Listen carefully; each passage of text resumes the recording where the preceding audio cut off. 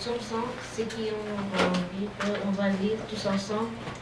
Disons tous ensemble. Poussez vers l'Éternel des cris de joie, vous tous habitants de la terre. Servez l'Éternel avec joie. Venez avec allégresse en sa présence. Sachez que l'Éternel est Dieu. C'est lui qui nous a fait et nous lui appartenons. Nous sommes son peuple et le troupeau de son pâturage. Entrez dans ses portes avec des louanges, dans ses parvis avec des cantiques. Célébrez-le, bénissez son nom, car l'Éternel est bon et sa bonté dure à toujours, et sa fidélité de génération en génération. Entrez dans ses portes avec des louanges. Je ne sais pas, bon, le frère n'est pas là, mais il nous disait une fois, lui quand il entre là, c'est que ses problèmes, il n'y a plus là, il n'y a rien qui va l'empêcher à servir, à louer Dieu. Et le verset 3, je crois, il dit, car nous lui appartenons. Amen. La Bible dit que la terre et tout ce qu'elle renferme appartient à l'Éternel. Et donc tout ce que nous pouvons donner appartient déjà à l'Éternel. Mais il y a une chose que nous pouvons donner qui n'est pas déjà bon, que Dieu ne peut pas se donner lui-même. Et c'est la louange et l'adoration.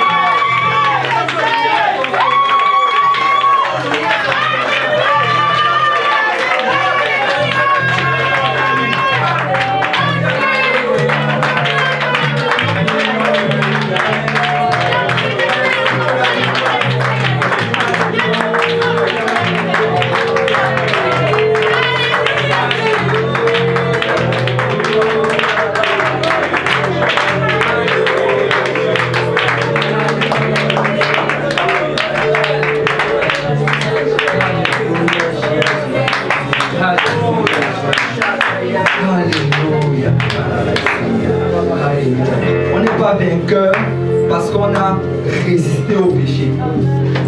On n'est pas vainqueur parce qu'on a résisté à la tentation. On n'est même pas vainqueur parce qu'on a réussi à jeûner 3 jours ou 7 jours. Ce n'est pas pour ça qu'on est vainqueur. On est vainqueur parce que Christ est mort pour nous. On est vainqueur parce que Christ est mort pour nous. Parce que notre espérance est en lui. Notre espérance, notre victoire est en lui. Ce n'est pas en nous-mêmes. Parce que par nous-mêmes, nous ne pouvons pas. Il y a certains jours où tu te sens fort, tu peux déplacer les montagnes. Mais il y a d'autres jours où tu te sens plus bas que la terre. Tu te sens plus faible même qu'un cafard. Je ne sais pas comment on appelle ça ici.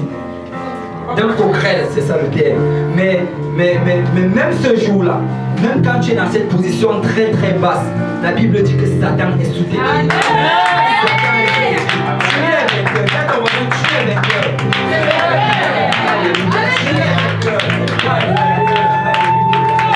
Parce que dès le commencement, dès le livre de Genèse, chapitre 3, la Bible a dit, le Seigneur a donné ce commandement-là. Et la parole du roi a de l'effet. Quand le roi dit, c'est comme cela. Il a dit, au diable, tu mangeras la poussière jusqu'à la fin de tes jours. Amen. Donc que tu montes, que tu descendes, le diable va manger la poussière. Amen. Même si tu es couché par terre, tu te dis que tu es au plus bas niveau que tu peux être. Le diable est en dessous de cela. Il laisse tout tes pieds de manger.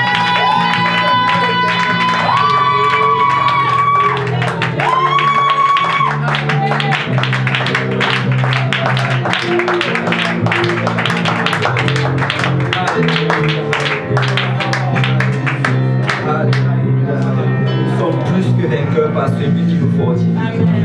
Celui qui nous a aimés, qui est mort sur la croix pour nous. Alléluia. Si quelqu'un peut encore dire à son voisin, tu es vainqueur. Tu es vainqueur. Je ne sais pas ce qui s'est passé cette semaine dans ta vie, mais tu as la victoire.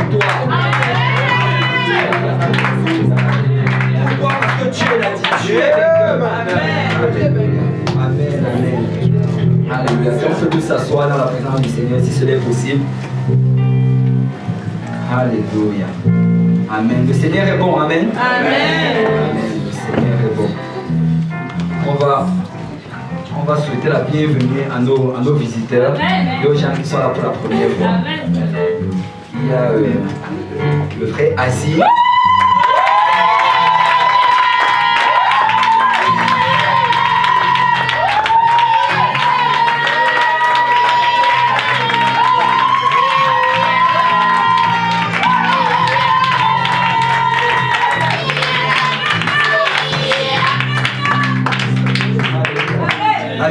S'il y a quelque part ici à Montréal où les gens sont contents de toi, c'est ici.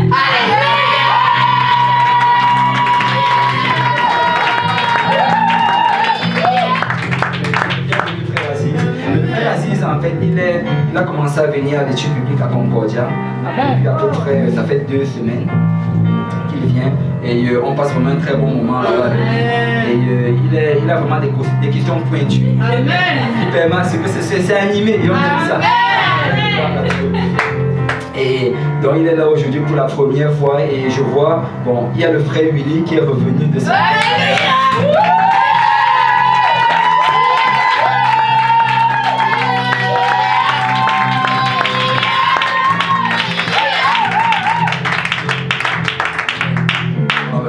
Je crois que l'hiver manquait vraiment au frère Willy.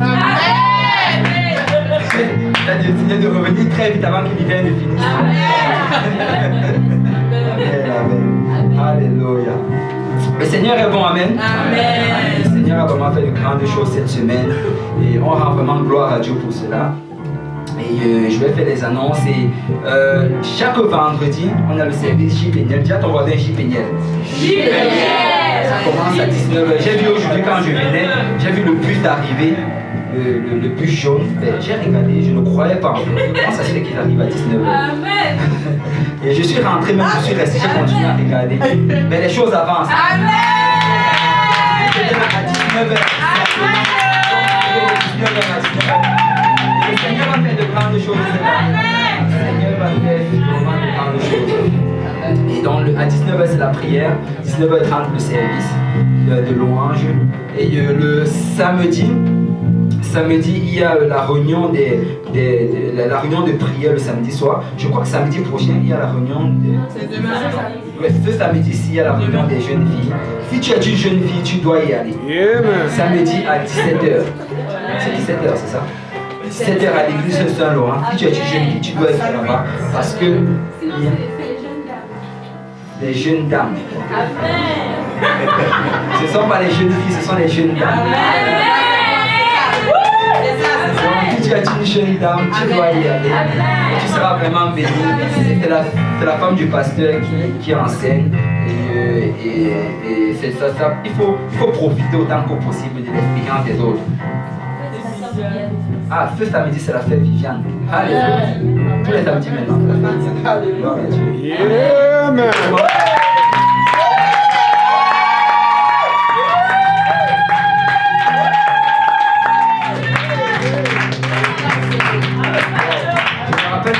Quand la sœur Viviane venait d'arriver vers le Seigneur, je me rappelle toujours de ce moment-là, elle avait un langage vraiment très soutenu. Chaque mot était choisi et bien placé.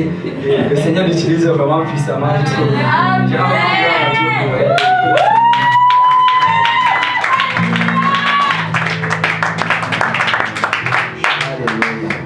Et les hommes, il y a la prière le soir, à 19h, prière des hommes. 19h30, je crois, la prière des dames. 19h aussi. C'est 19h30, c'est là. Bon, en tout cas, si tu peux être là-bas à 19h, c'est correct. Il y a la prière des hommes et des dames. Le dimanche, il y a un service ici à 10h15, la prière à 9h30. Ensuite, il y a un service à Saint-Laurent à 13h30 et il y a un service du soir. On appelle ça the Holy Ghost Party. La fête du Saint-Esprit. Si tu n'as jamais assisté à une fête du Saint-Esprit, il faut venir le dimanche soir à l'église. Tu vas sortir changé. C'est le meilleur endroit où être à Montréal.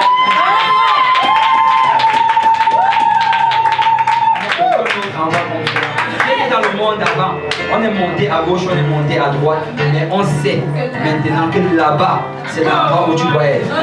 J'ai ton voisin, soit la dimanche soir. Lundi soir, il y a l'étude biblique à Saint-Laurent à 19h30. Et ce lundi, avant l'étude biblique, il y a un temps de prière. Et, la prière, ça commence à 18h. Et on prie de 18h à 19h, c'est pour l'évangélisation. Parce qu'on a vraiment vu que cette année, il faut qu'on mette la prière avant chaque évangélisation. Donc chaque lundi, on va se retrouver dans une salle, on va prier pendant 1 heure pour les âmes perdues de Montréal, pour que le Seigneur nous guide. Et on a fait ça l'année dernière, vers la fin de l'année. Mais c'est dans le sous-sol, dans une salle au sous-sol, la salle 8. Et on a fait ça en fin d'année dernière, on a vu comment le Seigneur ajoutait des gens chaque jour. Parce que la prière, c'est vraiment l'âme que le Seigneur veut utiliser. Il faut qu'on utilise nos âmes. Ça ne sert à rien si tu as une âme que tu n'utilises pas. Il faut utiliser ton âme. Amen. Et ensuite, il y a l'étude biblique très puissante qu'on a chaque lundi soir. Il ne faut pas manquer. Mardi, évangélisation.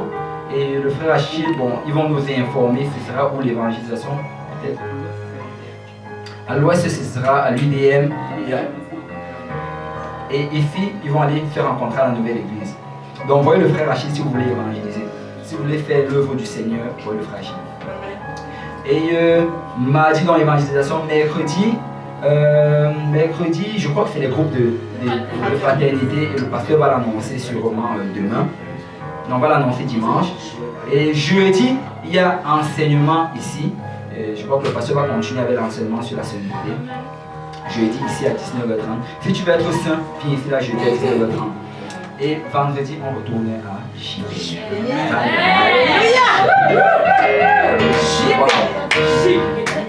Bon, le Seigneur. Ah oui. Ce vendredi, il y a Purpose Institute, on ne pourra pas jeter. Mais gloire à Dieu, le Seigneur va quand même nous envoyer. Et on va sûrement être bénis à Purpose Institute vendredi et samedi prochain. Amen. Dis à ton voisin, le Seigneur fait de grandes choses. Et demande à ton voisin pourquoi tu dis ça. Et je vais vous dire pourquoi. Alléluia. Le Seigneur est vraiment en train de faire de grandes choses. Actuellement, l'étude biblique à Concordia aussi en train d'avancer. Aujourd'hui, on avait 2 personnes justement qui n'étaient pas là la session dernière, mais qui commencent à être réguliers. Et à l'étude biblique aussi, à l'UDM, il y avait aussi 2 nouveaux. Donc le Seigneur est vraiment en train de faire. Il ajoute chaque jour à son église. Quand vous regardez le livre des Actes, et vous voyez, si vous les comparez à notre église aujourd'hui, vous allez vous rendre compte que c'est vraiment le livre des Actes qu'on est en train de faire. Chaque jour, on est à l'église. Il y a des gens ici là qui viennent à l'église chaque jour. Alléluia. Chaque jour, comme Pierre et Jean, ils se lèvent, ils vont à l'église. Chaque jour, ils se réunissent dans des endroits. Chaque jour, ils prient. Chaque jour, ils lisent la parole de Dieu. Et le Seigneur dit que, ok, comme vous faites comme les gens du livre des Actes, moi aussi je vais faire.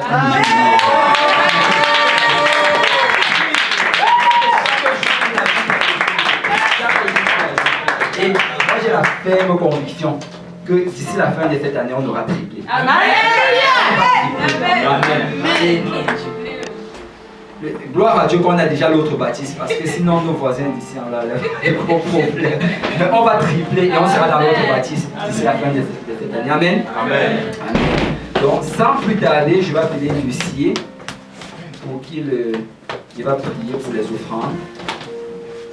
Et je vais appeler la sœur Marisa pour qu'elle nous accompagne d'un cantique. Amen.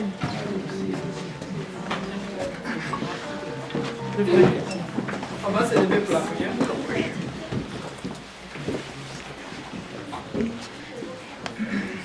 Prions. Éternel, merci d'avoir fait cette moyen de ce Dieu, Seigneur.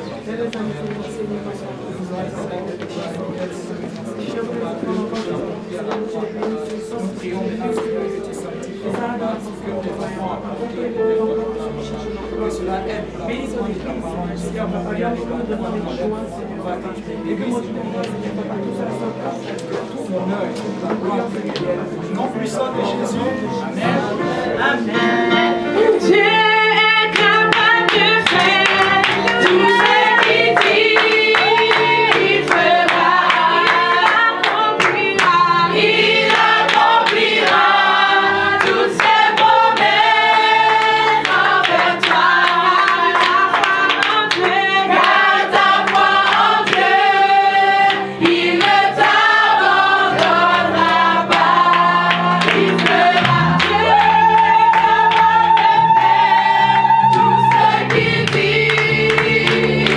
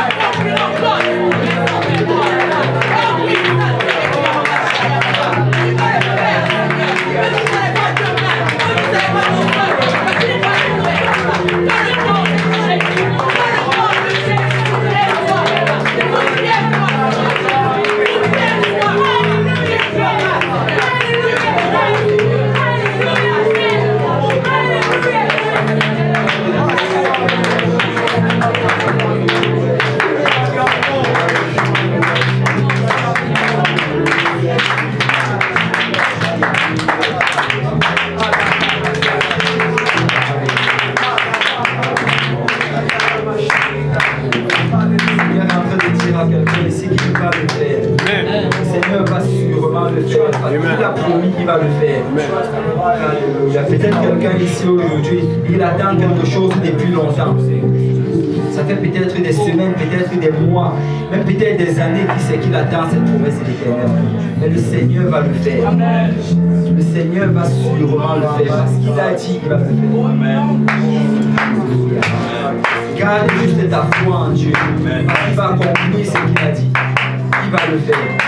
C'est souvent on a tendance à penser que le Seigneur nous a oubliés, mais le Seigneur ne nous a pas oubliés. Parce qu'il a dit, je ne t'abandonnerai point, je ne te délaisserai point. Ce que j'ai fait, je le dirai.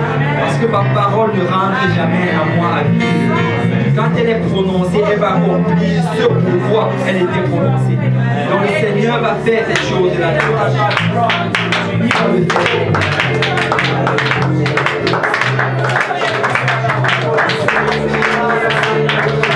Garde ta foi en Dieu. Parce que c'est pas la foi que cette chose-là.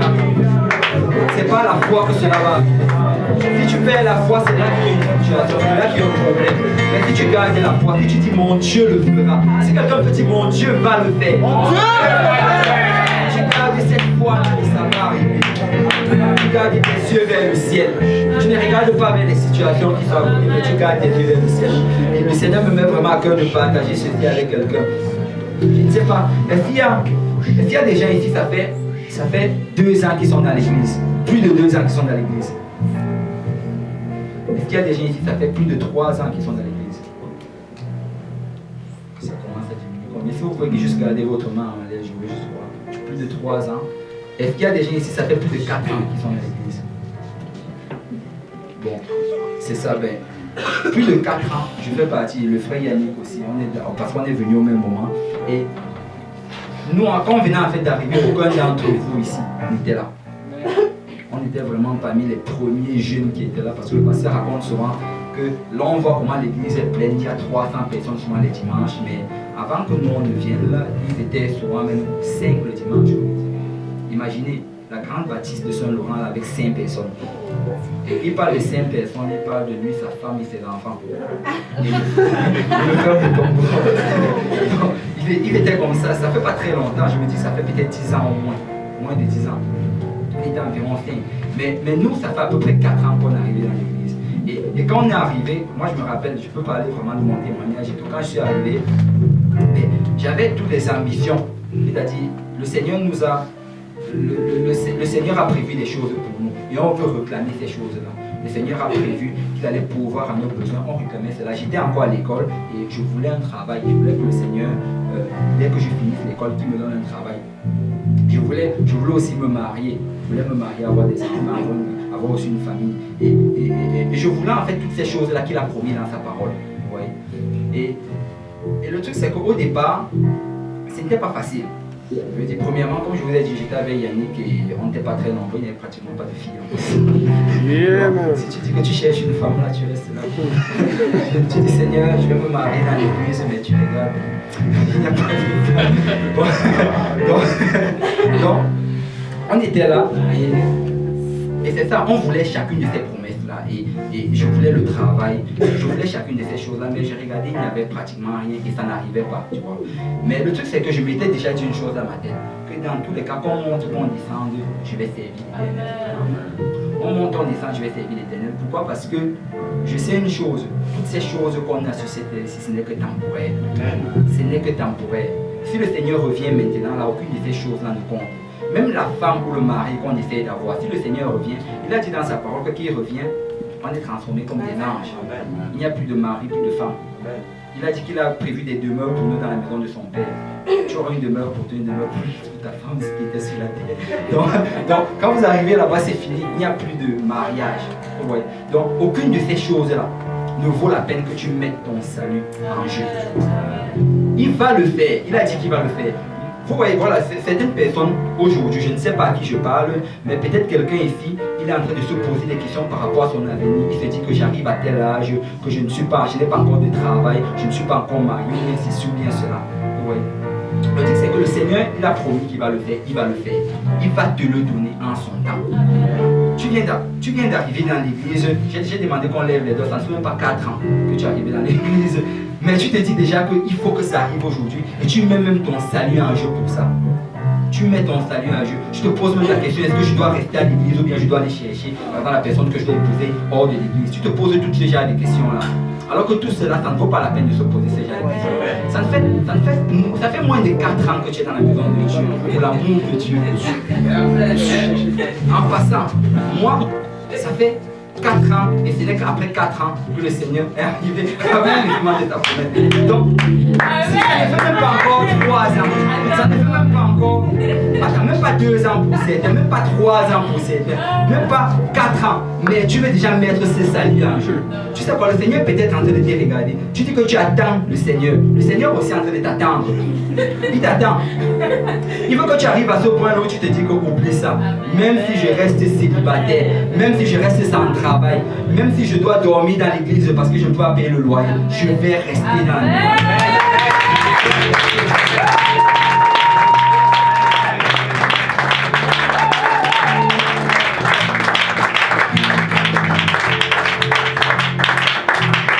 Le Seigneur attend juste que tu arrives à ce point-là. Il veut que tu arrives à ce point où tu te dis que le Seigneur passe avant toute chose. La vie éternelle avant toute chose. Je vais vivre à côté du Seigneur avant toute chose. Il veut que tu arrives à cela. Il veut que tu abandonnes tous tes projets. Il veut que tu abandonnes tous tes plans. Mais que maintenant tu mettes tes plans en premier. Et la Bible dit que il bénit ses enfants dans leur sommeil. Donc c'est quand tu vas arriver à ce point-là où tu auras dit que ok, oublie ça, moi je vais juste vivre pour l'éternel. Déjà qu'on va même peut-être venir te proposer même un mariage, tu vas dire écoute, tu risques de diminuer mon temps de prière. C'est quand tu vas arriver à ce point-là que le Seigneur va dire qu'il est prêt. Il est prêt.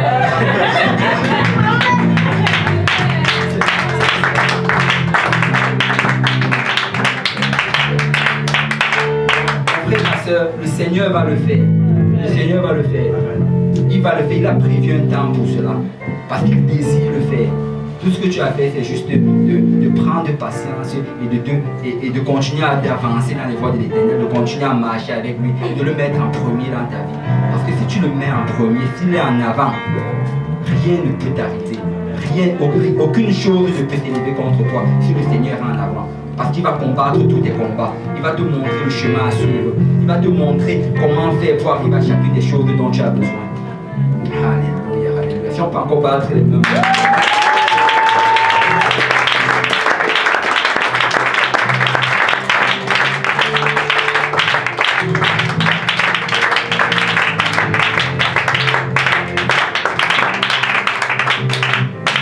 On va aller vers le Seigneur en prière. Est-ce qu'il y a des gens qui ont des requêtes de prière?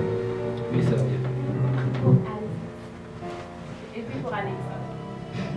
Ok, Avi avait compris pour Assise et pour Alexa. Ok. Est-ce que quelqu'un a mis le ferme? Pour Éléonore et Herman. Éléonore et Herman. D'accord. Et Agnès pour son passeport. Agnès, mon passeport. Il y a la mère de Kevin, apparemment, qui va se faire baptiser. La mère de qui? Kevin, c'est l'un de ceux qui s'était fait baptiser en couple. Oh, Sa mère s'est fait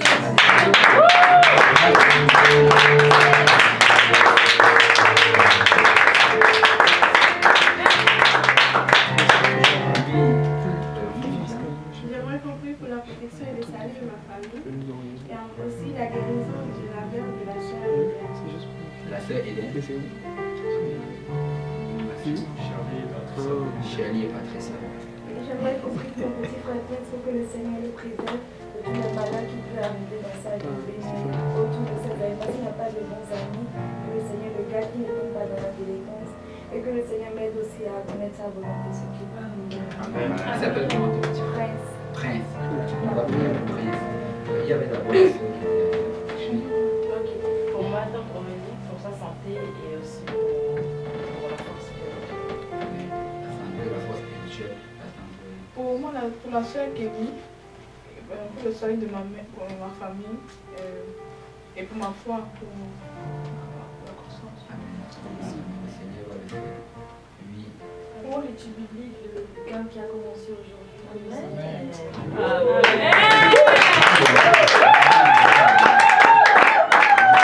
Le Seigneur va le faire. Il le fera. Amen. Et tu lui ferais signer.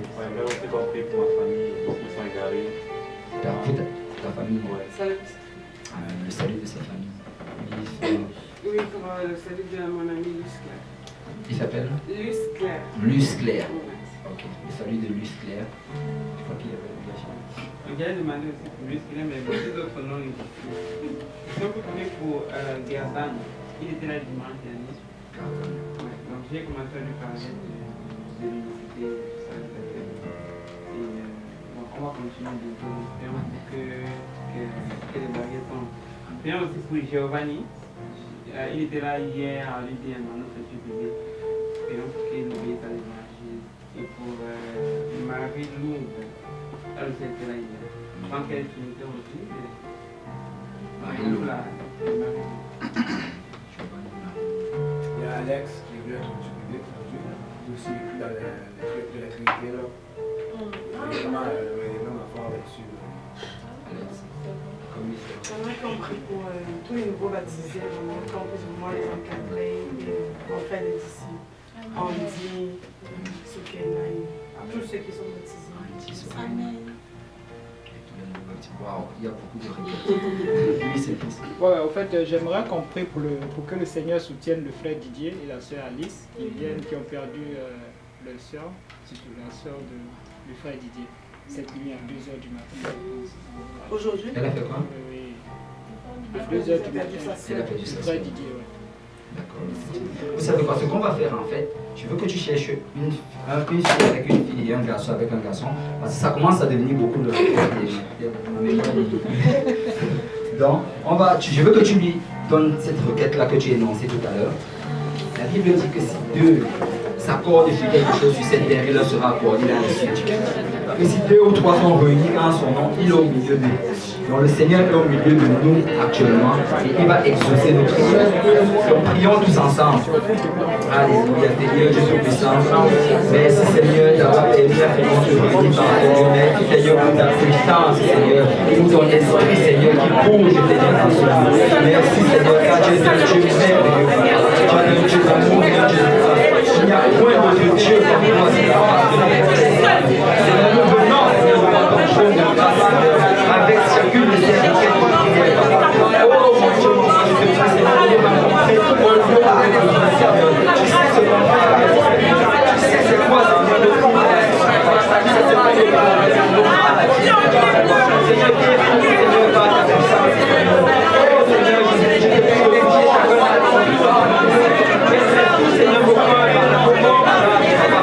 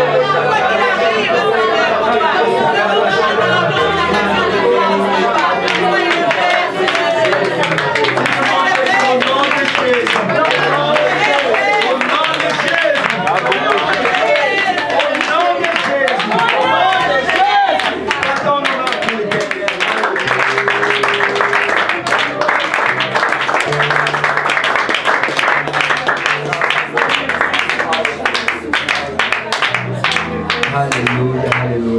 Le Seigneur a écouté nos prières. Et le Seigneur veille à les exaucer. Tout ce qu'on a à avoir, c'est avoir la foi. La Bible dit, si seulement tu pouvais le croire, toute chose est possible à celui qui croit. Si seulement tu pouvais croire ce que tu viens de demander à l'Éternel, toute chose est possible à celui qui croit. Toute chose est possible à celui qui croit. Crois juste. Amen. Amen. Alléluia. Vous allez d'abord vous asseoir. On va passer à la prédication. On va donc passer à la prédication et on va d'abord. Bon, le Seigneur m'a mis à cœur de partager quelque chose avec vous aujourd'hui. Là, je vois qu'il me reste à peu près 30 minutes. Et je crois que on va avoir la foi que je peux prêcher en 30 minutes. Amen. Donc, bon, alléluia, si quelqu'un peut encore parler, c'est vraiment difficile.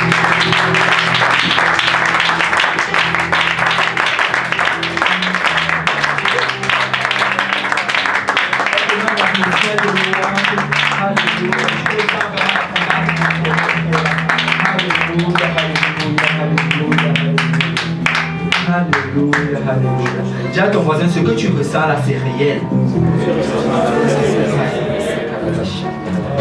La présence du Seigneur est parmi nous. Le Seigneur veut faire quelque chose. Vous savez quoi? J'ai réalisé en fait que je ne suis pas parfait. J'ai réalisé que je ne suis pas parfait. Et aucun d'entre vous ici là n'est parfait. Donc ne regardez jamais sur votre perfection pour voir si vous pouvez faire l'œuvre du Seigneur. Parce que vous n'allez jamais être parfait. Vous n'allez jamais être parfait. Tu peux te battre comme tu veux. Tu peux être celui, tu peux prier, tu peux être celui le plus discipliné possible. Prier chaque matin pendant 1 mois. Tu peux lire la Bible chaque matin pendant 1 mois. Tu peux jeûner 3 jours, peut-être même par semaine, pendant 1 mois. Et tu peux faire ces choses-là, rester toujours dans la présence de l'Éternel, venir à l'église tous les jours. Tous les jours. Mais laisse-moi te dire qu'il y a toujours un jour qui va arriver. Un certain jour quelque part où tu vas tomber. Un jour tu vas tomber. Je ne parle pas de tomber comme tomber dans le péché. Bien sûr que même ça aussi tu peux tomber dans le péché. Mais je parle de tomber dans un état vraiment où tu vas te sentir vraiment bas. Où tu vas te sentir par terre, tu vas te demander si tu es vraiment en train de faire la volonté du Seigneur, ou bien tu vas te demander si ça vaut vraiment le coup ce que tu es en train de faire. Tu vas toujours arriver tôt ou tard à un lieu pareil dans ta marche avec le Seigneur. Impossible que tu restes toujours sur la montagne. C'est impossible de vivre sur la montagne. Amen. Impossible. Vous savez quoi, il y a des gens, des alpinistes qui montent souvent les montagnes. Et il y a des alpinistes en fait qui avaient monté le mont Everest. Et vous savez, quand on monte le mont Everest, en fait, tu vas arriver jusqu'à un niveau, tu n'arrives pas jusqu'au top, tu arrives d'abord jusqu'à un niveau. Et à partir de ces niveaux-là, vous planifiez justement comment vous allez faire pour aller au haut de la montagne. Et pourquoi est-ce que cette planification est nécessaire? C'est parce qu'au top de la montagne, il n'y a pas beaucoup d'air là-bas, la pression n'est pas, il n'y a pas assez de pression là-bas, ce qui fait que l'air est tellement fin en haut de la montagne. De telle manière que si tu y vas tout simplement comme ça, il n'y aura pas assez d'air et tu vas mourir. Donc la planification c'est quoi? Ils prévoient le nombre de temps qu'ils vont passer là-bas, combien est-ce qu'ils vont porter leur masque à gaz et comment ils vont se déplacer. Tout doit vraiment être bien calculé et planifié. Et quand ils arrivent là-bas, ils font environ 30 minutes uniquement. Et pendant ces 30 minutes-là, c'est ceux qui vont voir des choses qu'ils n'ont jamais vues dans le passé. Je veux dire, imagine tu es au top du monde, le mont Everest est le mont le plus élevé. Donc tu es vraiment au top, là tu vas voir des choses qu'on ne pourrait même pas te décrire. Tu vas voir des choses que, même si tu essayes d'expliquer ça à quelqu'un, tu ne pourrais même pas bien l'expliquer. Des choses mémorables qui vont te rester dans la tête pendant très très longtemps. Mais tu ne peux pas rester plus de 30 minutes là-bas. Parce que si tu restes plus de 30 minutes, tu vas mourir. Et c'est vraiment aussi comme ça notre marche avec le Seigneur. Notre marche avec le Seigneur, on aura des moments où, quand on était en train de louer tout à l'heure, tu pouvais ressentir que tu étais dans un moment où tu pouvais ressentir la présence de l'Éternel, tu pouvais ressentir la joie, tu avais envie de danser, de sauter, de te rouler par terre, même si c'était possible.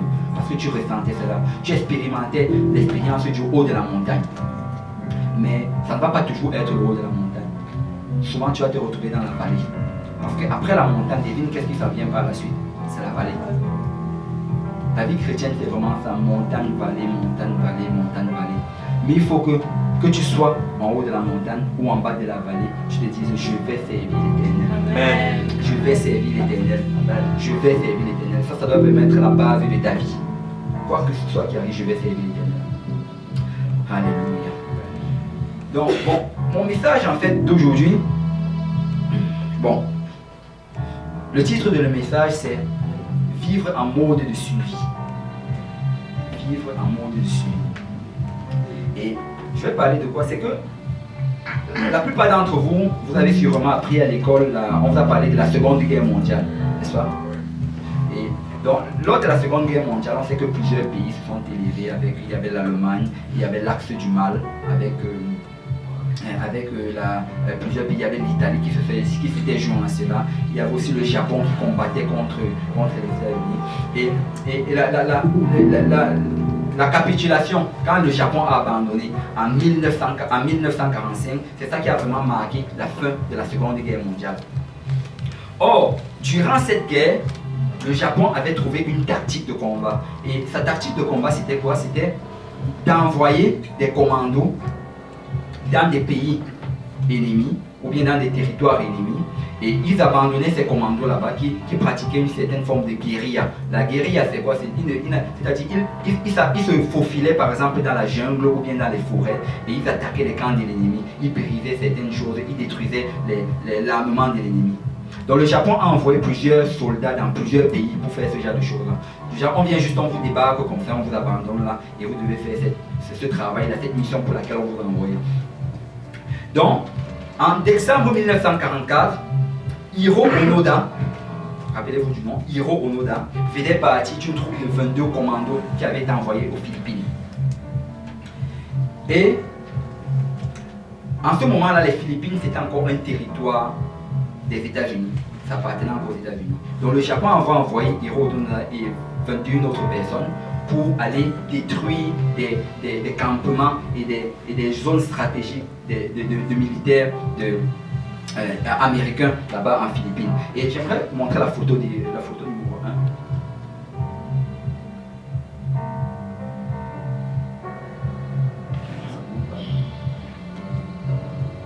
Je crois qu'il ne fallait pas télécharger, c'est mieux que je fasse.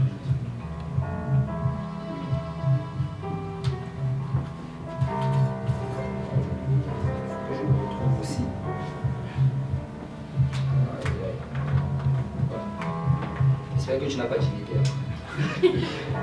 Donc, Hiro Onoda, en fait, il faisait partie de cette troupe de 22 personnes. Et avant de partir, leur supérieur, le nom c'était le major Yoshimi Taniguchi. Non, les japonais ont les noms. Donc, Yoshimi Taniguchi. Je crois qu'on doit dire ça avec force. C'est pas si les mangas. Yoshimi Taniguchi. Dans le mal.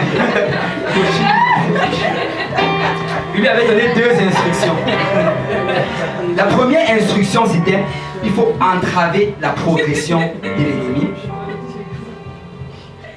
Donc entraver la progression de l'ennemi, empêcher que les Américains ne construisent d'autres campements. Et la deuxième instruction c'était de ne jamais se rendre. Il ne faut jamais se rendre, il faut tenir jusqu'au retour des renforts. Donc premier, entraver le travail de l'ennemi. Deuxième, ne jamais se rendre et tenir jusqu'au retour des renforts. Alors Hiro avait à cœur d'accomplir cette mission-là.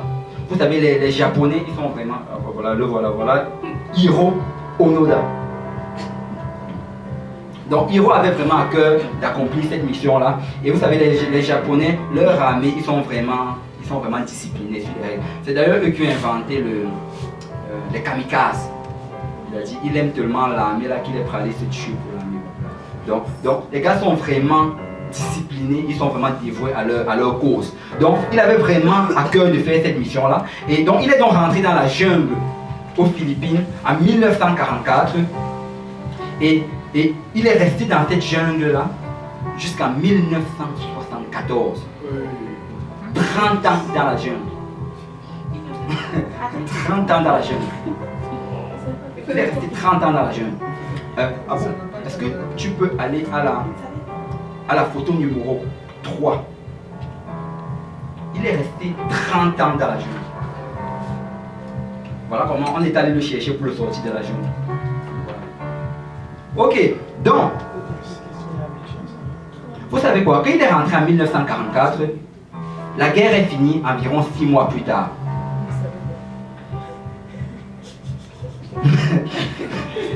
Mais qu'est-ce qui se passe que Hiro est resté 30 ans?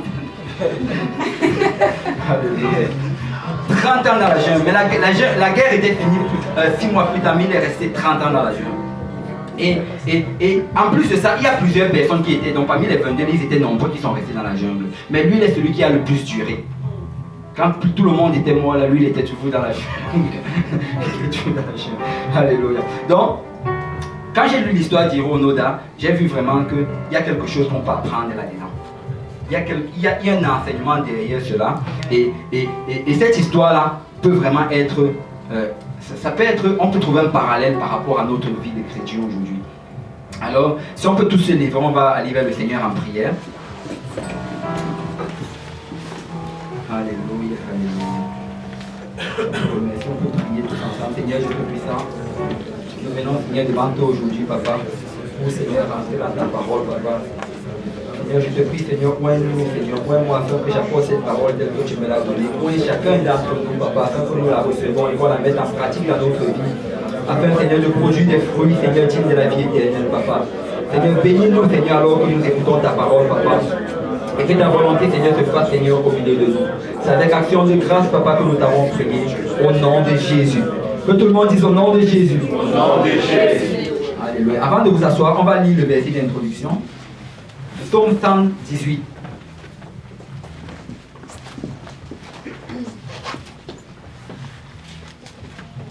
Alléluia. Psaume 118, verset 17. Si vous y êtes, dites Amen. Amen. Si vous n'y êtes pas, dites j'arrive. Psaume 118, verset 17. La Bible dit, si on peut le lire tous ensemble. Je ne mourrai pas. Unité. Donc on va le lire tous ensemble. 118, verset 17. Je ne mourrai pas, je vivrai et je raconterai les œuvres de l'Éternel. On va le relire encore. Je ne mourrai pas, je vivrai et je raconterai les œuvres de l'Éternel. On va le lire une troisième fois. Je ne mourrai pas, je vivrai et je raconterai les œuvres de l'Éternel. Si on peut battre les mains tous ensemble.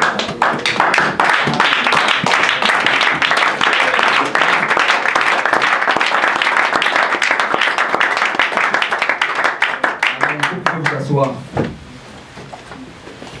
Ok, donc, Hiro est rentré dans la jungle en 1944. Et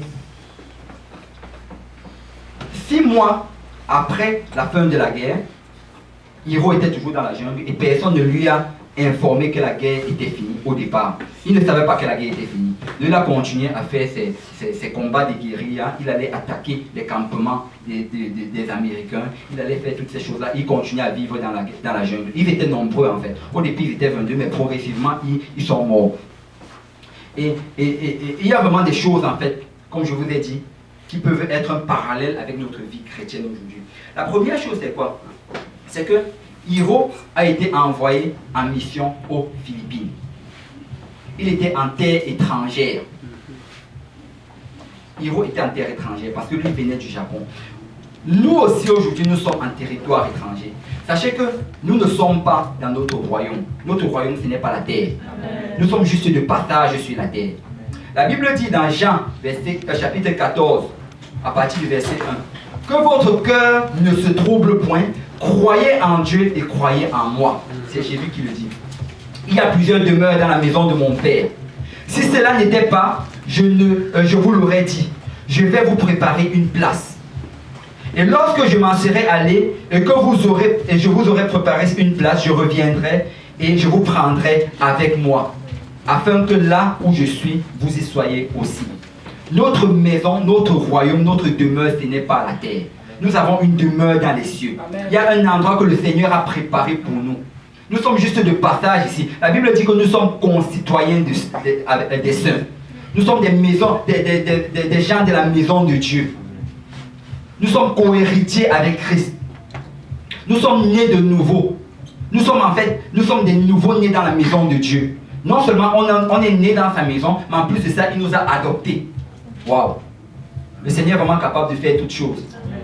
Non seulement tu es un enfant légitime parce que tu es né chez lui, mais en même temps encore, après que tu sois né, il t'adopte encore. Alléluia. Comme vous te dites, tu m'appartiens 2 fois. Nous appartenons à Dieu. Notre royaume, ce n'est pas ici, notre royaume, c'est dans les cieux. Et comme j'ai dit ça tout à l'heure, nous ne devons pas toujours rester et regarder les choses de ce monde-ci. Pourquoi? Parce que ça, ce n'est pas pour nous. Notre royaume, c'est dans les cieux. Notre royaume, c'est dans les cieux. Nous sommes juste de passage ici. Amen. Dis à ton voisin, ton royaume, c'est dans les cieux. Deuxième chose, Hiro a reçu pour mission d'entraver le travail de l'ennemi. Nous avons reçu pour mission d'entraver le travail du diable. Parce que le diable a aveuglé les gens de ce monde. Le monde est aveuglé aujourd'hui. La Bible dit que le monde est aveuglé par le diable. Quand vous voyez des gens dehors, ne vous dites pas toujours que, ne les condamnez pas toujours que, il ne veut pas obéir à la parole de Dieu, il va aller en enfer. Non, ce n'est pas ça. On doit les regarder avec compassion, avec amour. On doit les regarder vraiment avec beaucoup d'amour et beaucoup de pitié. Et demander au Seigneur de les aider, parce qu'ils sont juste aveuglés. Donc le Seigneur nous a donné ce commandement-là, d'aller de prêcher la bonne nouvelle. On a reçu un commandement comme Hiro avait reçu son commandement. Nous avons une mission sur cette terre-ci. Nous avons une mission. Et notre mission, c'est d'arrêter, d'empêcher le diable de continuer à avancer. Notre mission, c'est d'aller arracher les membres de notre famille des mains de l'ennemi, d'aller arracher nos amis des mains de l'ennemi, d'aller arracher toutes nos connaissances des mains de l'ennemi. Il faut vraiment, comme on en avait parlé la dernière fois, il faut vraiment que notre but continue. Quand tu te lèves le matin, Seigneur, je dois amener quelque chose, Seigneur. Seigneur, il faut que je trouve quelqu'un qui doit venir à Dieu. Seigneur, aide-moi à amener quelqu'un à Dieu. Ça doit vraiment être ça notre but. Parce que non seulement on va aller au ciel, mais on va amener quelqu'un avec nous au ciel.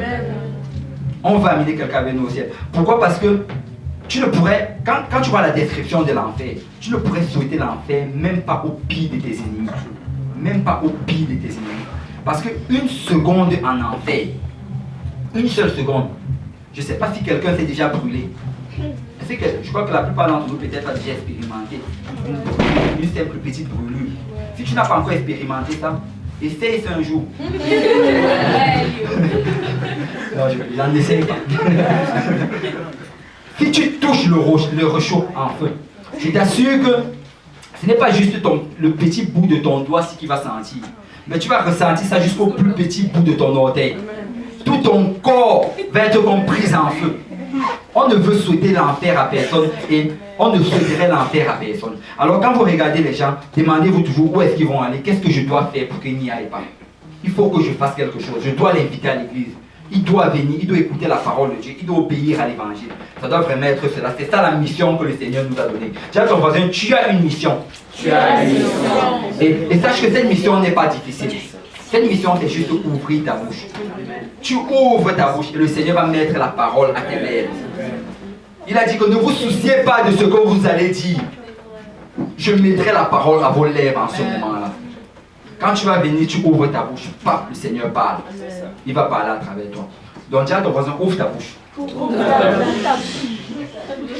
Autre chose, Hiro avait aussi reçu l'ordre de ne jamais se rendre. Ne te rends jamais. Attends jusqu'à l'arrivée des renforts. Et ça, c'est la raison pour laquelle Hiro ne s'est jamais rendu.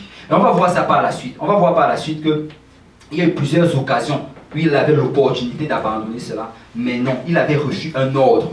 Il avait reçu un ordre de son général. Ne te rends jamais. Et la Bible nous dit dans Matthieu 24, verset 13, celui qui persévérera jusqu'à la fin sera sauvé.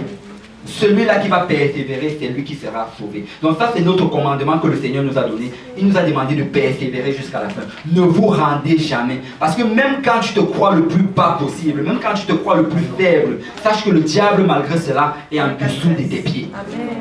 Il est en dessous de tes pieds. Tu peux descendre au plus bas niveau, il sera toujours en dessous. Il sera continuellement en dessous. Parce que c'est ça qu'il était appelé à faire.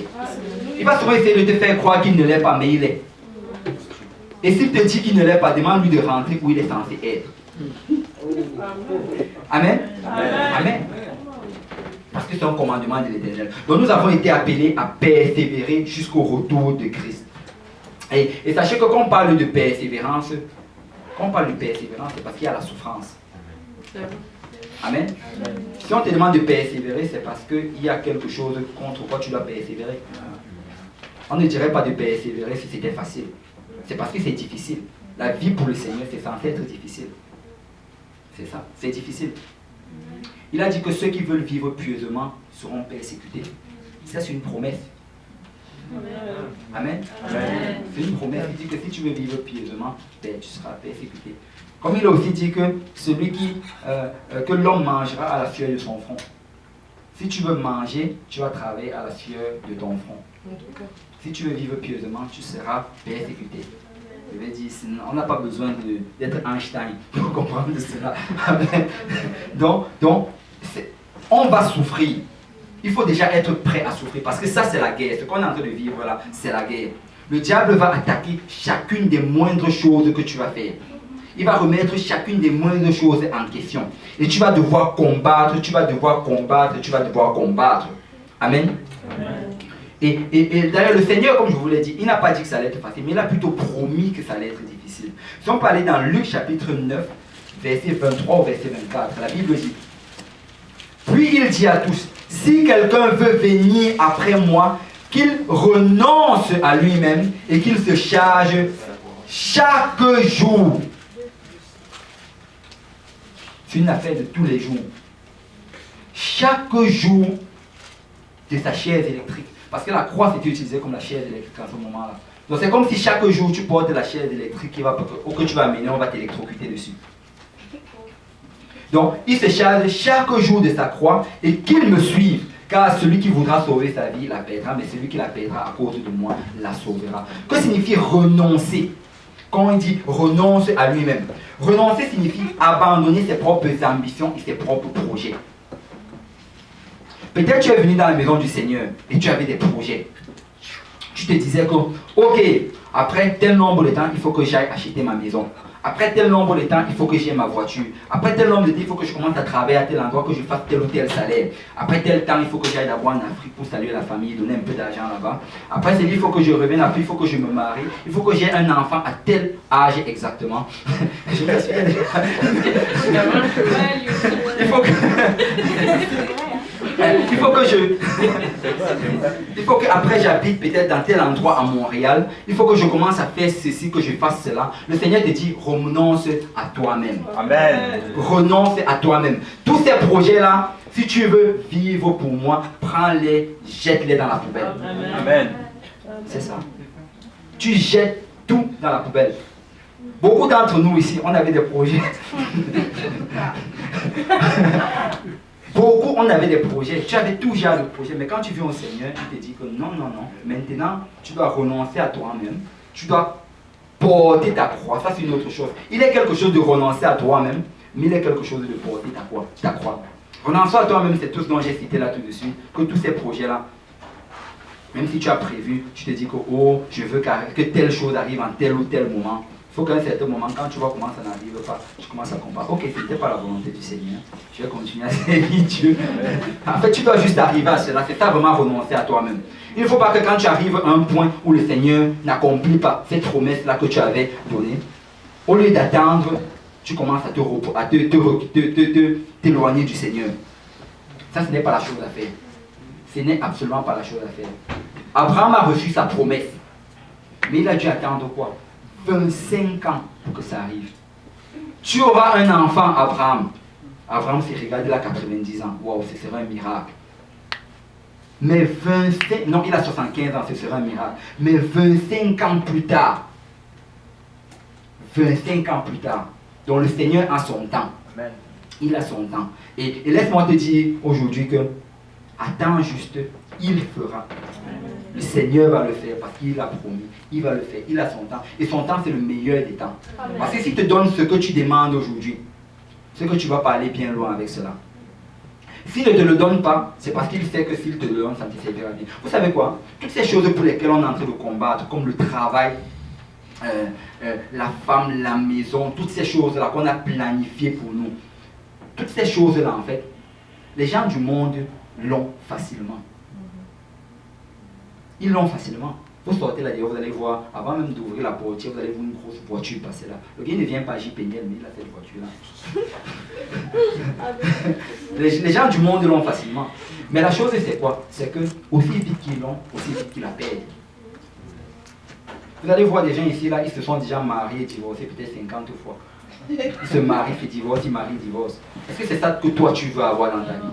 Non, tu ne veux pas ça. Toi, tu es un serviteur de l'Éternel. Tu sais qu'un mari, une femme, c'est pour la vie. Alors le Seigneur te dit que, écoute, je vais te purifier. Tu vas arriver à l'endroit parfait où je veux que tu sois. Je vais la purifier en même temps. Elle va arriver à l'endroit parfait où je veux que vous soyez. De telle manière, quand vous allez vous marier, ce sera pour la vie. Amen. C'est ça, ce sera pour la vie. C'est exactement ça. Donc le Seigneur est en train de travailler en nous actuellement. Il est en train de travailler en nous actuellement. Et c'est un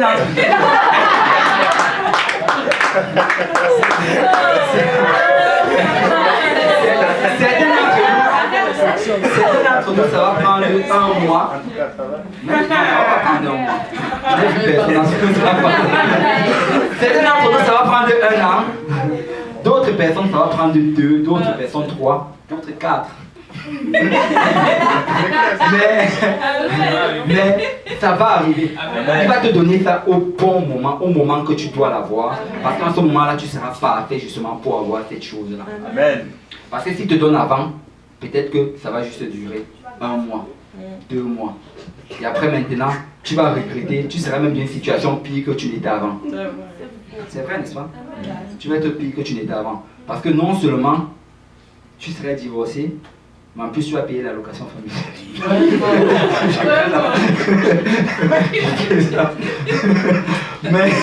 mais tu seras dans une situation vraiment pire qu'avant. Donc le Seigneur a son temps. Et on doit attendre au temps de l'Éternel. Il va te le donner au parfait moment.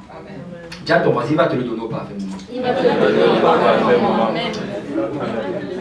Donc, quand on dit ici aussi, ça c'est renoncer. Mais maintenant, quand on parle de porter sa croix, qui se charge de sa croix chaque jour. Quand on dit que Jésus s'est chargé de sa croix, il portait sa croix, il était en train de marcher. La croix, ça représente quoi pour nous aujourd'hui? La croix, ça représentait ce qu'on allait utiliser pour le tuer. Mais la croix, pour nous, ça représente quoi aujourd'hui? Ça représente ce que le monde allait utiliser pour te tuer aussi. Quand on voit quelqu'un, pour les filles, souvent, c'est beaucoup plus viril. Si on voit par exemple une fille en longue jupe, tous les problèmes du monde, ta famille, pourquoi? Ça devient justement ta croix. Amen. Tu restes, dès qu'on te voit arriver, wow! Amen. C'est ça, c'est ta croix. On est déjà en train de te tuer comme ça alors que tu n'as encore rien fait. Mais tu es en train de porter ta croix. Tu te demandes, mais qu'est-ce qui se passe? En fait, tu portes ta croix. Qui te voit, là, c'est la croix qu'ils sont en train de voir. Qui te voit, c'est Jésus qui voit en train de porter sa croix. Amen. Amen. C'est Jésus qui voit et qui porte sa croix. Quand tu vas, tu prêches l'évangile aujourd'hui, tu sors, tu parles de l'évangile à quelqu'un. La personne te regarde et il a même envie de te tuer. Ça aussi c'est ta croix. Tu es en train de porter ta croix. Donc quand Jésus nous demande de porter notre croix, il nous demande de faire ces choses-là. Peut-être pour nous, on se dit que c'est difficile. Peut-être pour nous, on ne voudrait pas le faire parce que ce serait une honte pour nous. Et on se dit que ça va nous tuer. Mais le Seigneur nous dit que tu dois la porter chaque jour. Chaque jour, tu dois vivre la sainteté. Chaque jour, tu dois obéir à l'Éternel. Chaque jour, tu dois faire ce que le Seigneur te demande de faire. Chaque jour, tu dois porter ta croix. Il le dit très très clairement. Il dit, si quelqu'un veut venir après moi, qu'il renonce à lui-même, il oublie tous ses projets, il porte sa croix et il me suit. C'est comme ça qu'on suit l'Éternel. C'est comme ça, tu renonces, oublie tout ce que j'avais planifié dans le passé. Maintenant, je veux juste porter ma croix et suivre l'Éternel. Je ne sais pas quand le Seigneur va me donner ce qu'il a promis. Je ne sais même pas s'il va même me le donner sur cette terre-ci. Mais je sais une chose, je vais suivre l'Éternel. Je vais suivre l'Éternel. Je vais suivre l'Éternel. Alléluia. Et c'est vraiment cela. Et quand tu fais cela, tu ressembles à Christ. Parce que c'est ça qu'il a fait. Il a renoncé à lui-même. Jésus n'avait pas les projets. Jésus qui est venu n'avait pas les projets de se marier. Il est venu, il n'avait pas les projets d'avoir une maison. Il a dit que les loups et les renards leur tanièrent. Mais moi, le Fils de l'homme n'a même pas où déposer sa tête. Jésus était vraiment l'exemple parfait de celui qui renonce à lui-même et qui porte sa croix. Il nous demande peut-être pas d'arriver jusqu'à ce point-là. Il nous demande d'arriver au point où il nous demande d'arriver. Amen. Amen. Parce qu'on n'est pas parfait comme lui. On ne peut pas arriver à son point. Mais il y a des choses qu'il nous demande de faire. Et ces choses-là, nous les connaissons. On nous les donne dans la parole de Dieu chaque jour. Amen. Amen. Amen. Donc, une quatrième chose aussi, c'est que Hiro était fidèle à sa cause. Il était très fidèle à sa cause. Sa fidélité était tellement sûre et certaine. Il était tellement dédié à cela que, vous savez, au début de sa mission, ils étaient nombreux, mais quelques années plus tard, il a perdu un de ses compagnons. Ça, c'est en 1950. Ça, c'est 6 ans à peu près après le début de sa mission. L'un de ses compagnons a décidé de sortir de la forêt pour rentrer au Japon. Un de ses compagnons s'est levé, il a dit, j'en ai marre de cette forêt, on mange du n'importe quoi, on dort de n'importe où, la pluie tombe sur nous, ça c'est une vie de chien, moi je rentre au Japon. Il s'est levé, il est rentré au Japon. Hiro a vu son compagnon d'armée se lever et partir et rentrer. Mais vous savez quoi, Hiro ne l'a pas suivi. Hiro ne l'a pas suivi, Hiro est resté là, il a dit, vous savez quoi, j'ai reçu une mission. On m'a demandé de faire quelque chose et je vais rester faire cette chose-là. Tu sais quoi, tu peux partir. Si en cours de route, quelque chose t'arrive, tu repenses à ce que tu es en train de faire et que tu reviens, je vais t'attendre ici les bras ouverts. Mais moi, je ne vais pas quitter la maison de l'Éternel. Je ne vais pas quitter la maison de l'Éternel. Je vais prier pour toi, je vais intercéder pour toi. Je vais rester ici, je vais persévérer. Et d'ailleurs, peut-être je suis même la seule personne par laquelle le Seigneur peut m'utiliser pour te ramener à lui. Parce que le Seigneur va toujours utiliser les hommes pour ramener d'autres hommes. Il ne va pas envoyer un ange pour ramener un homme, non. Il va utiliser les hommes. Donc c'est nous qui veut utiliser. Donc si aujourd'hui tu vois ton frère ou ta soeur se lever et quitter la maison de Dieu, et que tu te dis que oh, je vais le suivre, comme ça je vais aller lui parler, comme ça on va revenir ensemble. Devine quoi, tu vas rester là-bas avec lui. Tu vas rester avec lui. C'est ça. Parce qu'au temps de Noé, si un des fils de Noé s'était dit, oh, il y a mon ami dehors, il faut que j'aille le chercher à la nage, je le ramène, il allait sauter par la fenêtre, il n'allait jamais revenir. Amen. Amen. Il n'allait jamais revenir. Pour sauver quelqu'un, tu dois rester dans l'âge. Tu dois rester dans l'âge. Je vais peut-être te lancer une bouée de sauvetage, peut-être te lancer une corde par la fenêtre, mais je ne sors pas de l'âge. Je ne sors pas de l'âge, c'est ici que je reste. Le Seigneur m'a appelé à rester ici et je vais rester jusqu'à son retour. Amen. Amen. Amen. Amen. Donc il était fidèle à cela. Il a dit, tu peux t'en aller, fais comme tu veux. On est ici, on t'attend là. Tu connais notre adresse. 88 70 Sherbrooke Est. Amen. Amen. Amen. Alléluia. Et malgré le fait que son compagnon a abandonné, il est resté. Et le truc aussi, c'est quoi? C'est que sa fidélité à sa mission ne dépendait même pas des membres de sa famille. Parce que quand son compagnon est sorti et que le gouvernement des Philippines a réalisé en fait qu'il y avait des soldats qui étaient encore cachés dans la jungle, ils ont contacté le gouvernement japonais, ça c'était longtemps, 1960, c'est après la guerre. Ils ont contacté le gouvernement japonais, et 1950 pardon, ils ont contacté le gouvernement japonais et ils ont dit qu'il y a des gens dans la jungle, vos soldats, il faut venir les chercher. Donc Tokyo a envoyé des hélicoptères et des avions, ils ont jeté des banderoles et tout ça dans la jungle. Et en même temps aussi, ils ont cherché les membres de sa famille. Ils ont envoyé les membres de sa famille pour venir lui parler. On a tout fait. On lui a envoyé les banderoles. On lui a parlé. On a même parlé à travers. On lui disait, écoute Hiro, la guerre est finie. Tu peux sortir de la jungle. C'est fini. Le Japon a perdu. Tout est correct aujourd'hui. Tu peux sortir. Hiro entendait cela. Mais il a dit que je ne sors pas. Je suis ici, ce n'est pas vous qui m'avez amené dans la maison de Dieu. Je ne sors.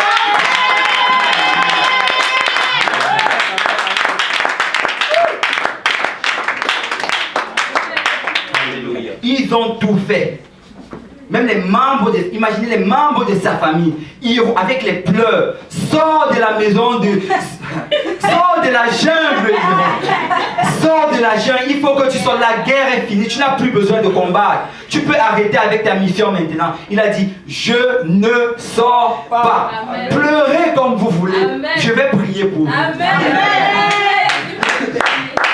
Criez comme vous voulez, je vais prier pour vous. Le Seigneur va vous ramener à lui. Mais moi, je ne quitte pas Dieu. Je ne quitte pas Dieu. Je vais servir l'Éternel jusqu'au jour de ma mort. Amen. C'est vraiment ça l'attitude qu'on doit avoir. Alléluia.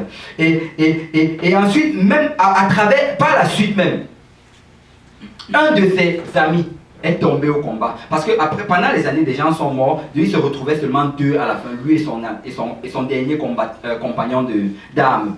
Et son dernier compagnon d'armes là est finalement mort dans les années 1972. Longtemps après, 1972, son compagnon de guerre est mort. Et malgré le fait que son compagnon de guerre est mort, Hiro a dit qu'il ne sort pas. Il est resté dans la jungle. Il est resté là. Parce qu'il avait reçu une mission, il a décidé de ne pas sortir. Donc en 1960 par contre, il y a un étudiant japonais du nom de Norio Suzuki. On doit le lire avec. Norio Suzuki. est allé seul dans la forêt des Philippines. Lui est allé dans la forêt des Philippines. Est-ce que tu peux montrer la photo numéro 2? Donc il est allé là-bas, il s'est faufilé dans la jungle. Il cherchait Hiro et il a réussi à trouver Hiro. Il a même fait une photo avec Hiro dans la jungle. C'est qui ça? Suzuki, c'est celui que vous voyez juste ici. C'est un étudiant japonais. Il allait en exposition là-bas. Lui aussi, je ne sais pas. Il entre seul dans la jungle. Ce gars-là. Donc, il a réussi à trouver Hiro. Il a commencé à parler avec Hiro. Il a commencé à lui expliquer, écoute, nous sommes en 1960. La guerre est finie, ça fait longtemps. Le Japon a perdu. Maintenant, tout le monde est en paix. Il a commencé à raconter. Même ta famille est venue te chercher. Tout le monde dans le monde entier sait que tu es dans la jungle. Tout le monde veut que tu sortes. Est-ce que vous savez ce que Hiro lui a répondu? Je ne sors pas. Amen. On lui a dit, la guerre est finie, ça fait 27 ans, Hiro. Sors de la jungle. Premièrement, Hiro a refusé de le croire. Parce qu'il a dit que le Japon avait perdu la guerre. Il a dit que non, le Japon ne peut pas perdre.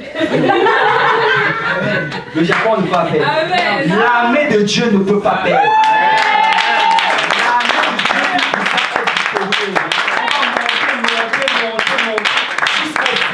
On ne perd jamais. On est plus que vainqueur. On a chanté ça au départ. On est plus que vainqueur. On ne peut pas, on n'est pas appelé à perdre. Quand tu tombes, sache que le diable est en dessous de toi. Amen. Quand tu tombes, il est en dessous de toi. Si tu es élevé, il est toujours en dessous de toi. Si tu sautes, il est toujours en dessous de toi. Si tu dors, il est toujours en dessous de toi. Le diable est toujours en dessous. On ne peut pas perdre. Donc il a refusé de croire. Impossible, ce que tu me racontes, c'est du n'importe quoi. Le Japon ne peut pas perdre. Amen. Amen. Ça, c'est vraiment l'attitude qu'un chrétien doit avoir. L'église de Dieu ne peut pas perdre. Amen. On ne peut pas perdre. Quoi que ce soit qui s'arrive ici. Même si le monde se liguait contre nous, le Seigneur notre Dieu sera notre bannière. Amen. Le Seigneur notre Dieu va s'élever. Il va combattre le combat pour nous. On ne peut pas perdre. Amen. Amen. Tu sais quoi? Même si cette semaine c'était difficile pour toi, quel que ce soit ce que tu as traversé, sache que tu ne peux pas perdre. Amen. Sache que même dans ta tristesse, dans ta faiblesse, dans ta dépression, tu es vainqueur. Amen. Tu es vainqueur. Tu es vainqueur. Parce que ta victoire ne dépend pas de tes circonstances ou bien de la manière comment tu te sens. Ta victoire dépend en Christ. Amen. Parce que Christ a déjà gagné. Et Christ te le donne. Il te dit, tu es vainqueur. Dis à ton voisin, tu es vainqueur. Tu es vainqueur. Alléluia. Donc premièrement, Hiro a refusé de le croire. Et deuxièmement, Hiro lui a dit que la seule façon pour lui d'abandonner et de sortir de cette jungle, c'est si son supérieur hiérarchique venait personnellement lui demander de déposer les armes. Il a dit que la seule façon, que faites tout ce que vous voulez, envoyez la famille si vous voulez. envoyez les tracts si vous voulez, envoyez tout ce que vous voulez, envoyez même le président des États-Unis, même le président du Japon si vous voulez. La seule personne, c'est le général qui m'avait envoyé ici là. C'est lui le seul qui peut me dire de sortir d'ici. Et la seule personne qui peut dire à quelqu'un ici de sortir d'ici, c'est Jésus. Amen. La seule personne qui peut demander de quitter la maison de Dieu, c'est le Seigneur Jésus-Christ. Personne à part lui ne peut te dire quoi que ce soit ici. Ni ta famille, ni tes amis, ni qui que ce soit. Parce que c'est Jésus qui t'a amené ici là.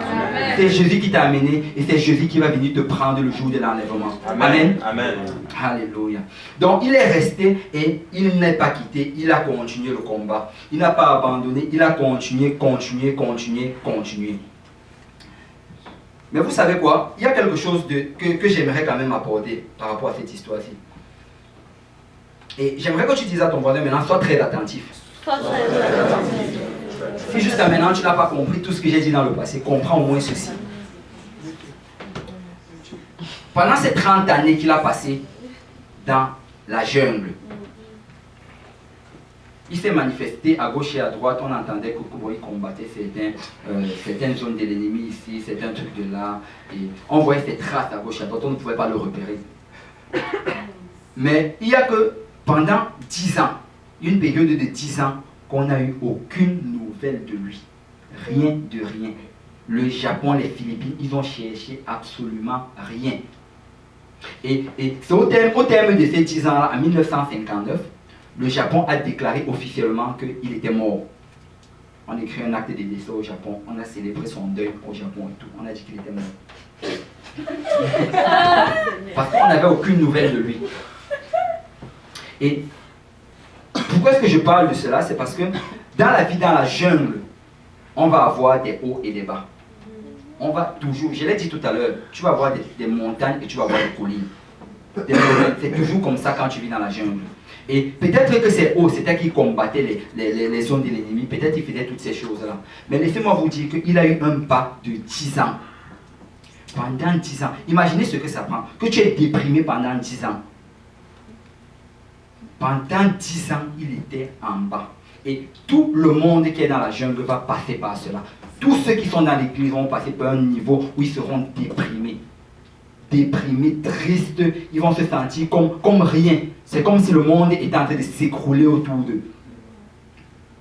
Tu vas ressentir cela tôt ou tard.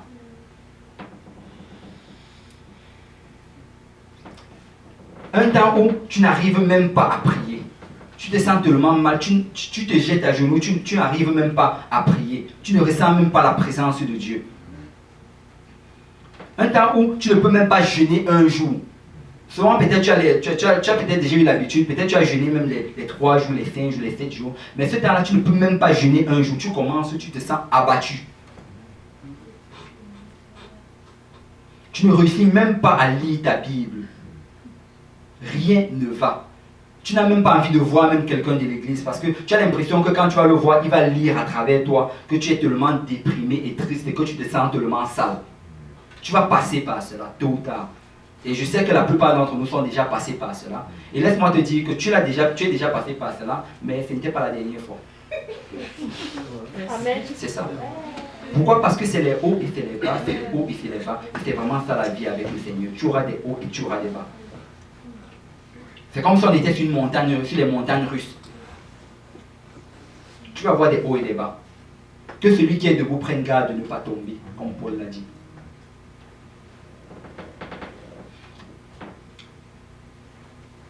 Que faire donc en ce moment-là? Que faire dans le moment où tu te sens le plus bas dans ta vie chrétienne?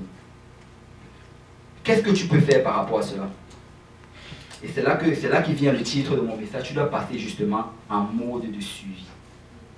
Tu dois passer en mode de suivi. Bon, c'est quoi le mot? Je vais vous donner les synonymes du mot suivre. Suivre a pour synonyme résister,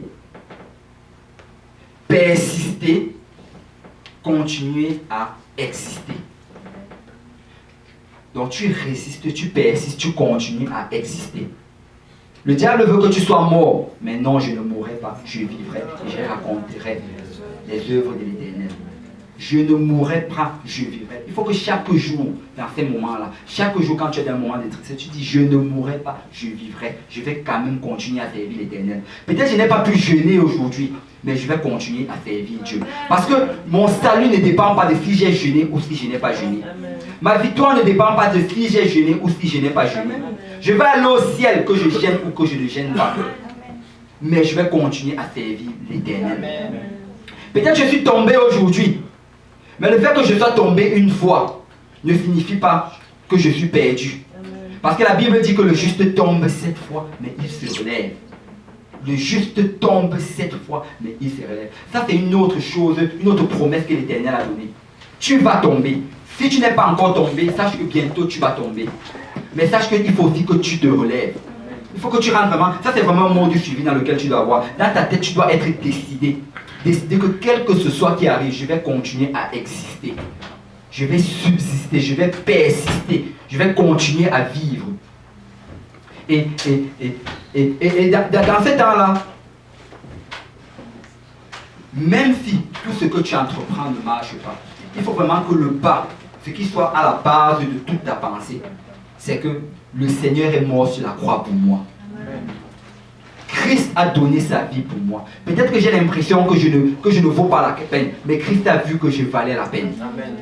Sachez que toutes les choses qu'on fait aujourd'hui, toutes ces choses-là, la grâce est au-dessus de tout cela. Amen. La grâce de Dieu est au-dessus de tout cela. Il n'y a aucun péché que le Seigneur n'est pas capable de pardonner. Il n'y a aucun péché que le sang du Seigneur n'est pas capable de pardonner. Et quand on parle même souvent du péché contre l'esprit, qui ne peut pas pardonner, le péché contre l'esprit, c'est tout simplement quand c'est quand par exemple tu décides que le Saint-Esprit ne peut rien faire pour toi. C'est ça le péché contre l'esprit. Quand tu arrives à un point où tu renies la puissance du Saint-Esprit. Peut-être tu es venu à Dieu, tu es rempli du Saint-Esprit. Après tu sors, tu commences à imiter les gens qui parlent en d'autres langues. Tu dis que ces gars-là sont fous. Je dis que le Saint-Esprit là n'est pas réel et ça ne me sert à rien. C'est là que ça c'est un péché contre l'esprit. Et quand tu es dans ce point-là, c'est à cause de cette incrédulité-là que le Seigneur ne peut rien. Mais si tu te décides que non, le Seigneur peut me sauver, le Seigneur va te sauver. Il va te sauver. Parce qu'il n'y a rien que le Seigneur ne peut pas faire. Le Seigneur peut tout faire. Le roi David, lui aussi, il a eu son temps qu'il a passé, on va dire dans la jungle ou dans le désert. Et vous savez, quand le Seigneur a appelé David, il lui a fait la promesse qu'il allait être roi, environ vers l'âge de 20 ans. David s'élève, alléluia, je vais être le roi d'Israël. Mais laisse-moi te dire qu'après cela, il a dû aller passer 20 autres années dans le désert et dans la jungle. Il est en train de fuir Saul qui voulait le tuer. Peut-être le premier jour que tu es rentré dans la maison du Seigneur, le Seigneur t'a fait une promesse. Ne crois pas que si tu es dans la jungle aujourd'hui, c'est parce que cette promesse est en train de disparaître. Non, elle est en train de s'accomplir. Amen. Elle est en train de s'accomplir à travers cela. Parce que David devait être formé dans la jungle. Le Seigneur a utilisé la jungle pour amener David à un autre niveau spirituel. Et à travers la jungle, David aussi eut son moment où il était vraiment bas. Un moment où il avait envie d'abandonner, un moment où il avait envie de tout relâcher. Et c'est dans ces moments-là vraiment qu'il a commencé à écrire des poèmes. Il écrivait, si tu lis tout à travers les 150 poèmes, tu vas voir beaucoup à travers les psaumes, tu vas voir plusieurs psaumes que David a écrits justement dans ces moments-là. Dans ces moments où il n'était vraiment pas. C'est cette expérience quand il dit, quand je marche dans la vallée de l'ombre de la mort. La vallée de l'ombre de la mort. C'est comme si j'étais mort, comme si tout autour de moi était mort, comme si ça ne valait pas la peine de vivre. Quand je marche, il faut marcher. Il faut marcher dans la vallée de l'ombre de la mort. Parce qu'après la vallée vient la colline. Après la vallée vient la colline. Et la Bible le dit comme ceci. Les nuits viennent les pleurs, mais le matin l'allégresse. Tu as peut-être pleuré hier nuit, mais le soleil est en train de se lever. Le soleil est en train de se lever et le Seigneur va accomplir sa promesse. Le Seigneur va l'accomplir. Il faut toujours anticiper. Et on va regarder quelques psaumes que David a écrit dans cette situation-là et le Seigneur va nous parler à travers cela. Psaume 13, je vais aller rapidement parce qu'on est un peu limité sur le temps. Psaume 13, du verset 1 jusqu'au verset 6, la Bible dit: Ô chef des chants, psaume de David, jusqu'à quand, Éternel, m'oublieras-tu sans cesse? Jusqu'à quand me cacheras-tu ta face? Jusqu'à quand aurai-je des soucis dans mon âme? et chaque jour des chagrins dans mon cœur. Jusqu'à quand mon ennemi s'élèvera-t-il contre moi? Regarde, réponds-moi, Éternel mon Dieu. Donne à mes yeux la clarté, afin que je ne m'endorme pas du sommeil de la mort. David croyait même qu'il allait mourir. C'était vraiment des moments bas. Afin que mon ennemi ne dise pas, je l'ai vaincu. Et que mes adversaires ne se réjouissent pas si je chancelle. Mais à la fin, moi, j'ai confiance à ta bonté. J'ai de l'allégresse dans le cœur à cause de ton salut. Je chante à l'Éternel car il m'a fait du bien. Dans les moments pareils, c'est le moment que tu dois louer l'Éternel. Peut-être tu ne te sens pas comme battre les mains, mais commence à battre les mains. Peut-être tu ne te sens pas comme commencer à chanter, mais commence à chanter. Peut-être tu ne te sens pas comme danser, mais c'est même le meilleur moment où danser. C'est le meilleur moment où danser. Parce que là, tu es en train de montrer au Seigneur que Seigneur, je ne me fie pas en ce que je vois, mais je me fie sur en quoi je crois. J'ai foi en ce que tu peux faire. Alléluia. Et dans ces moments-là, David écrit le psaume 9, verset 9 à 10. L'Éternel est un refuge pour l'opprimé, un refuge au temps de la détresse. Ceux qui connaissent ton nom se confient en toi, car tu n'abandonnes pas ceux qui te cherchent, ô Éternel.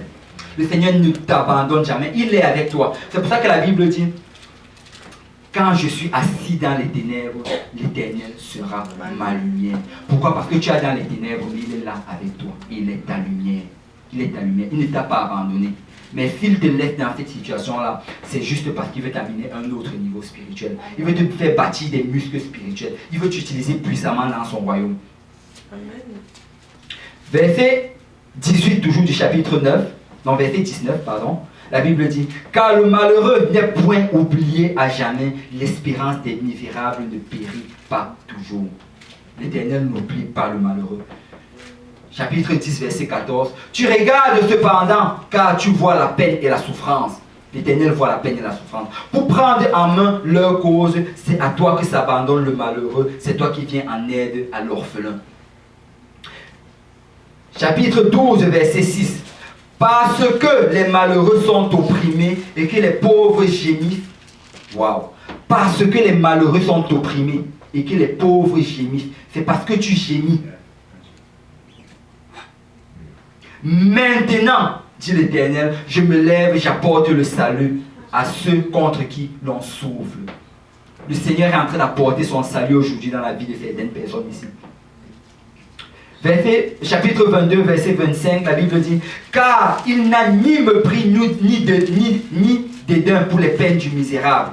Il ne méprise pas tes peines. Il connaît tes souffrances. Il ressent ce que tu ressens. Il ne lui cache point sa face, mais il l'écoute quand il crie à lui. Si tu cries à l'Éternel, l'Éternel est en train de t'écouter. Tes prières ne s'arrêtent pas juste au niveau de la toiture. Ça arrive jusqu'au trône de Dieu. Ça arrive au trône de Dieu. Il est en train de planifier de la manière comment est-ce que tu vas sortir de là victorieux. Il ne veut pas que tu sortes juste de là, mais il veut que tu sortes de là victorieux, avec la victoire. Alléluia. Alléluia, alléluia. Vous savez, David avait vraiment compris cette chose-ci. Il a compris que quoi que ce soit qui arrive, je vais mettre ma confiance en l'Éternel. On va aller au verset, chapitre 27, du verset 1 à 5, la Bible dit, l'Éternel est ma lumière et mon salut. Si on peut les lire tous ensemble. 27, chapitre 27 du livre de Psaume, du verset 1 au verset 5, la Bible dit, l'Éternel est ma lumière et mon salut. De qui aurais-je crainte? L'Éternel est le soutien de ma vie. De qui aurais-je peur? Quand les méchants s'avancent contre moi pour dévorer ma chair, ce sont mes persécuteurs et mes ennemis qui chancellent et tombent. Si une armée se campait contre moi, mon cœur n'aurait aucune crainte. Si une guerre s'élevait contre moi, je serais malgré cela plein de confiance. Je demande à l'Éternel une chose. Oh, arrêtons-nous d'abord ici. Je veux que tu le demandes d'une manière sincère. On va le relire ensemble. Je demande à l'Éternel une chose que je désire ardemment. Je voudrais habiter toute ma vie dans la maison de l'Éternel pour contempler la magnificence de l'Éternel et pour admirer son art. Car il me protège protégera dans son tabernacle au jour du malheur. Il me cachera sous l'abri de sa tente. Il m'élèvera sur un rocher. On peut battre les mains pour le Seigneur.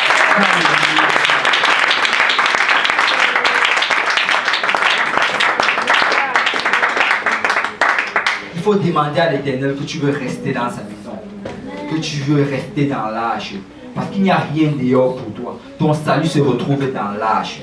Ton salut se retrouve dans l'âge. Alléluia. Il dit qu'il me protégera dans son tabernacle au jour du malheur. Au jour du malheur, tu as intérêt à être dans le tabernacle de l'Éternel. Tu dois être dans la demeure de l'Éternel, parce que c'est là qu'il va pouvoir te protéger. Si tu sors ce que tu as à la merci de l'ennemi, quel que ce soit le niveau bas que tu es, reste juste au pied de Dieu. Parce que c'est le seul endroit vraiment où tu peux être restauré. C'est le seul endroit. Si tu t'éloignes, le Seigneur ne peut plus rien pour toi. Il ne peut rien pour toi. Parce que, vous savez quoi? Le Seigneur ne va jamais nous abandonner. Et il a même dit que même si ton père et ta mère t'abandonnent, je ne t'abandonnerai jamais. Amen. Il ne va jamais nous abandonner. Par contre, c'est nous qui pouvons abandonner le Seigneur.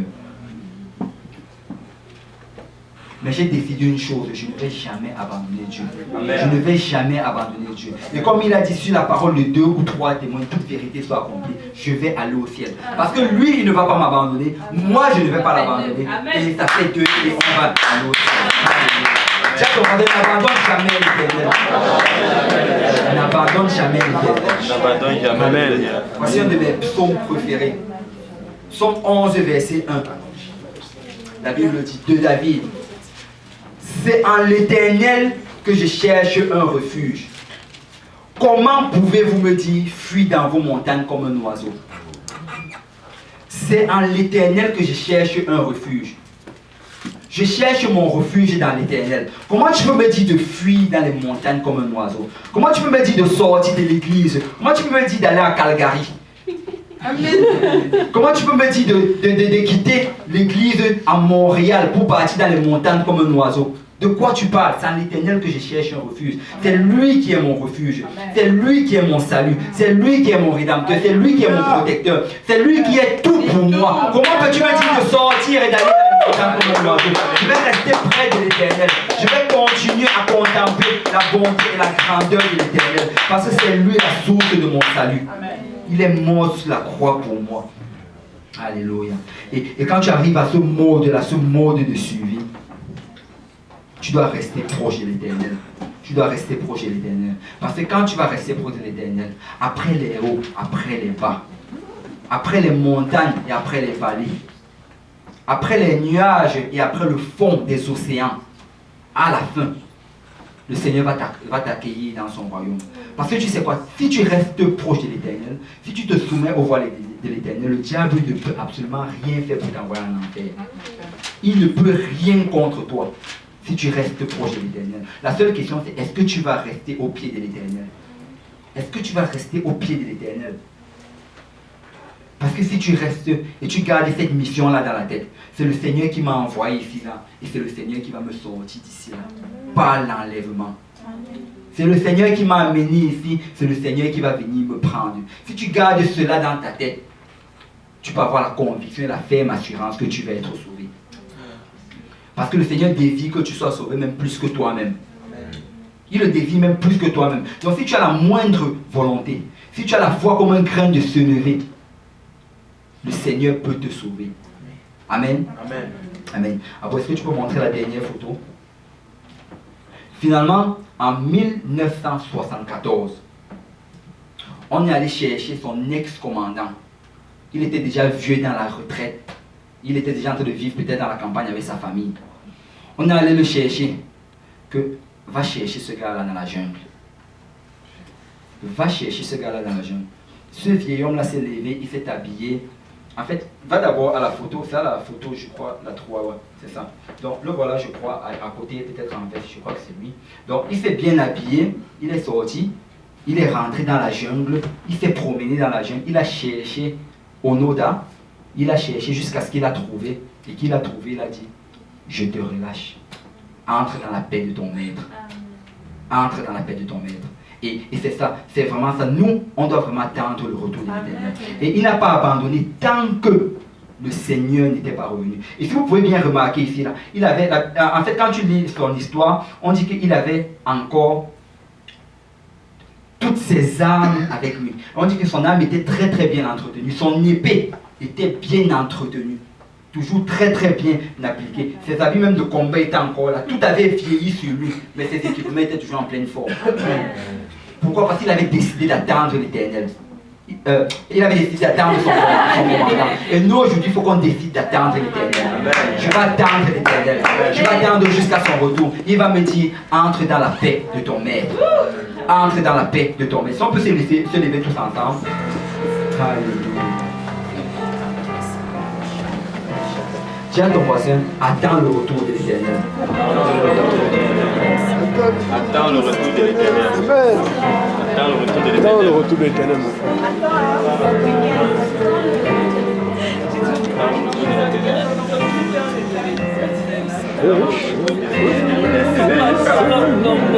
Je ne mourrai pas. Dis à ton voisin, je ne mourrai pas. Je ne mourrai pas. Je vivrai. Je raconterai les œuvres de l'Éternel.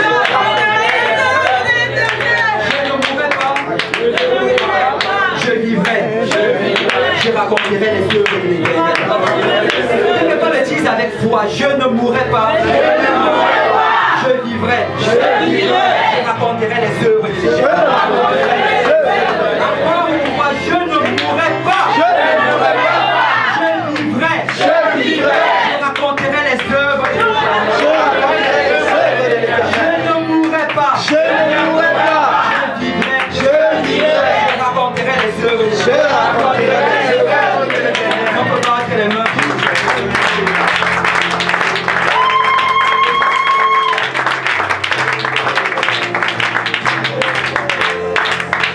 On peut s'avancer en avant, les garçons à ma gauche, les filles à ma droite. Et on va prier pour notre frère et pour notre soeur. Si tu peux prendre la main de ton frère ou de ta soeur en venant, tu vas prier que le Seigneur lui donne la force de persévérer. Qu'aujourd'hui même il prenne la décision ferme de servir le Seigneur jusqu'à la fin de tes jours.